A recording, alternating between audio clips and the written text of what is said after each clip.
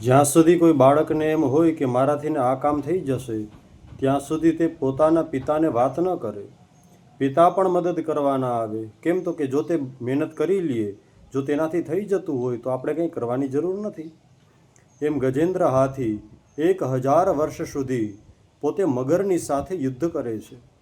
પણ જ્યારે થાક લાગ્યો, પોતાની મહેનત ઉપરથી ને ભરોસો જ્યારે ઉઠ્યો, ત્યારે હરિને યાદ કર્યા, અને જેવા યાદ કર્યા તરત જ પ્રભુ તેની પાસે આવી ગયા છે. ઘણા લોકો એમ કહે કે ભગવાનને ત્યાં દેર હે કિંતુ અંધેર નહીં હે. અરે ત્યાં દેર પણ નથી. આપણે એક પ્રયાસ તો કરીએ. જ્યાં સુધી દ્રૌપદીએ સાડીનો એક છેડો દાંતથી ને દબાવીને રાખ્યો હતો, ત્યાં સુધી પ્રભુ ન આવ્યા. એ દાંતથી ને એ છેડો છૂટી ગયો છે. હવે તો માત્ર ને માત્ર પ્રભુનું જ શરણ છે. તરત જ શ્રી હરિ આવી ગયા અને તેની લાજ રાખે છે.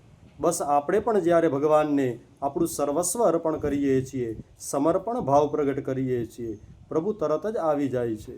પરંતુ આપણે ક્યારેક આપણા ઉપર વધારો ભરોસો કરીએ છીએ, ભગવાન ઉપર નથી કરતા.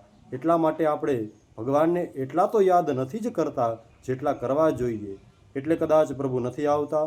પણ સાચા દિલથી પોતાના જ માનીને સમર્પણ ભાવથી યાદ કરીએ, ભગવાન તરત જ કામ કરી દેશે.